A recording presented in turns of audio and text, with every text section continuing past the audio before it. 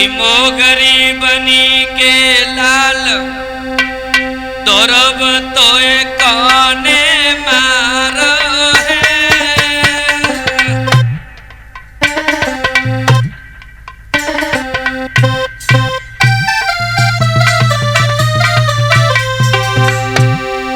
हे मेरे लाल, तू क्यों रो रहा है? क्या हमसे कोई भूल बन गई? क्या कारण है? और बोली मैया, अरे मोगरी बन के कुमार धोरब तोए कौने मारो है। और मेरे प्यारे धोरब ने किनको कहाँ बिगाड़ो है।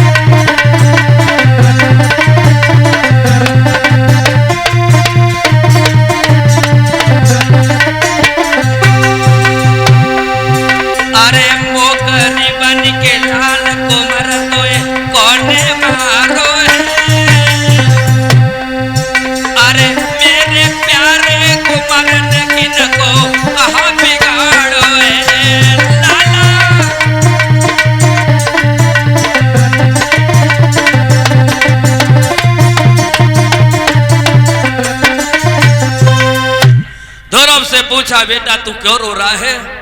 किसी ने कुछ कह दिया, किसी ने मारा है? धौरव कहने लगे, मैया आज हमें मौसी ने मारा है। धौरव की मैया कहने लगी, लाल मौसी के मारने का इतना बड़ा दुख है? माँ तो वो भी होती है। धौरव कहने लगे, मैया मौसी के मारने का दुख नहीं है। दुख है तो केवल एक ही बात का है कि मौसी मुझे मारती रही, लेकिन पिताजी ने कुछ भी नहीं कहा। धौरव की माँ कहने लगी, बेटा वो तेरे बाप होते तब तो कहते, वो तो उत्तम के बाप हैं। धौरव कहने लगा, मैया मेरे पिता कौन है?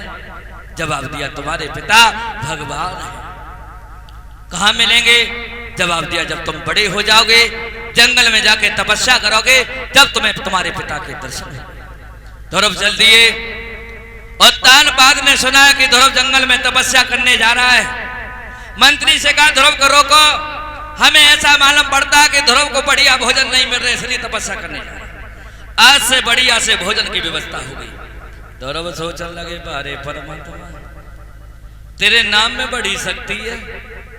अभी तक तो हम एक एक रोटी के लिए तरस रहे थे, बढ़िया से भोजन की व्यवस्था हो गई। धौरव नहीं रुके और तानबाद कहने लगे, धौरव को रोको, आज से मैं धौरव को आधा राज्य दे रहा हूं। धौरव कहने लगे, अरे परमात्मा आज तो हम आधे राज्य के अधिकारी हो गए। लेकिन धौरव नहीं रुके, जंगल में गए हैं। जंगल में ने देव ऋषि नारद मिले। देव ऋषि नारद ने जब बच्चे को देखा तो पूछने लगे, कौन है इस जंगल में? कोई शेर, कोई भालू, रीछ तुझे खा जाएगा, बोलता क्यों नहीं है?